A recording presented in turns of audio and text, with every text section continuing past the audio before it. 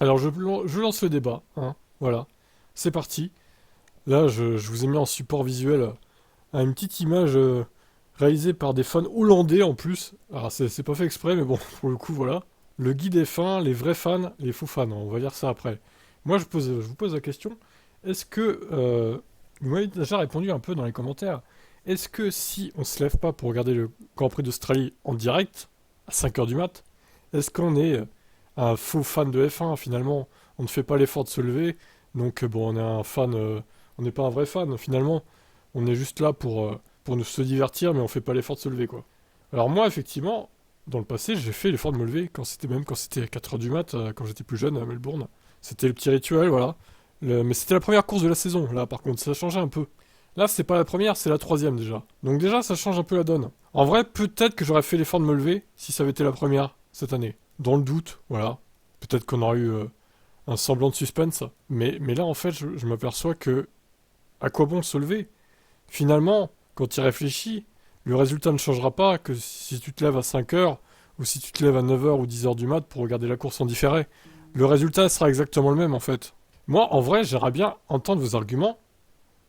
Quel est l'intérêt de se lever à cette heure-là pour regarder une course dont on connaît déjà le vainqueur, finalement? Alors, est-ce que c'est pour les potentiels crashs, les potentiels dépassements qui rentrent les pilotes derrière Verstappen? Franchement, moi, ça me donne pas l'envie de me lever à cette heure-là pour.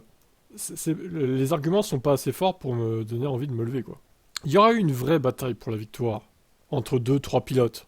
J'aurais fait l'effort de me lever pour regarder ça en direct. Mais au fond, qu'est-ce que ça changerait de regarder ça en direct plutôt que 3 à 4 heures après? Ça change rien. Ça change rien du tout. Moi, je dis que le sommeil est plus important, quoi. Donc, certains qui disent vous êtes pas des vrais fans de F1, vous vous levez pas pour regarder la course en direct. Mais on vous emmerde, les gens. On vous emmerde, c'est ça le truc. On fait ce qu'on veut si on préfère dormir et pas péter notre sommeil en pleine nuit à 5 heures du mat. C'est notre bon droit. Si vous avez envie de vous lever à 5 heures du mat pour regarder Max Verstappen triompher par 20 secondes d'avance, alors peut-être moins parce qu'il y aura peut-être une safety car qui lui pètera un peu son avance et du coup il finira avec peut-être 10 secondes d'avance au lieu de 20, voilà. Et si c'est pour entendre l'hymne hollandais à la fin, bah, remarque, c'est une douce berceuse hein, pour s'endormir après, hein. Pour se rendormir à 6h30 quoi. Mais bon, non, je préfère regarder ça en différé perso. J'ai fait mon choix. Et pour le Japon, qui est un peu plus tard, c'est à 7 heures du match je crois, je ferai pareil je pense. Donc là, les fans hollandais, les donneurs de leçons, ils ont dit, les vrais fans, ils regardent les courses tout le temps. Ils respectent tous les pilotes. Ouais, enfin il y a des fans hollandais qui respectent pas trop les autres pilotes, notamment en 2021. Hamilton, il respectait pas trop, je crois, hein. Comprendre que la F1 est un sport complexe avec des facteurs timing, coïncidence et d'autres facteurs.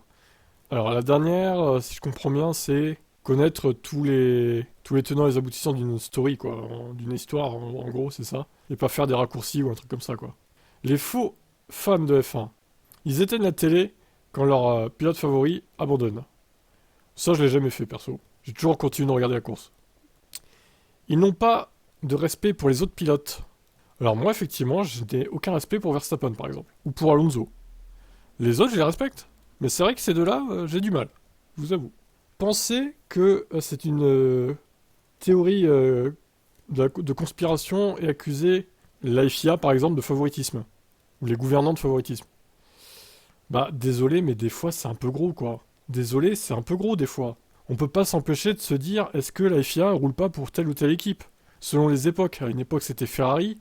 À une époque, certains ont dit que c'était Mercedes. Et maintenant, on dit que c'est Red Bull.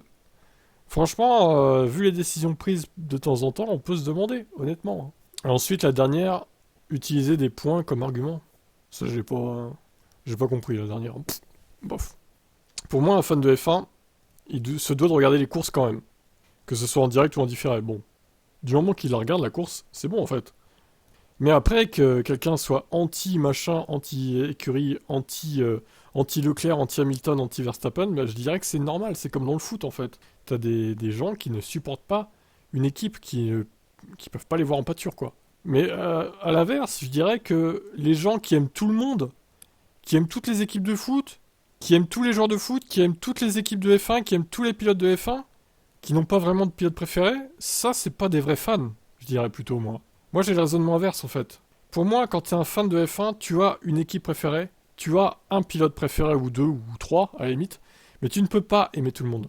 Sinon, tu n'es pas un vrai fan de F1. Tu es un casual. Si t'aimes tout le monde, t'es un gars qui regarde ça vite fait, comme ça, qui suit pas le truc, qui suit pas les news, qui se divertit en regardant ça. Mais t'es pas un vrai fan, en fait, quand t'as aucune préférence. Pour moi, c'est plutôt ça, le raisonnement qu'il faut avoir. Non, mais c'est un vrai débat, hein. Vous pouvez me répondre en commentaire, hein, si vous n'êtes pas d'accord ou si vous êtes d'accord, qu'est-ce que vous allez faire, est-ce que vous allez vous lever, et qu'est-ce que vous pensez de ceux qui vont pas se lever à 5 heures pour regarder cette peut-être purge, ou alors peut-être un banger, on verra.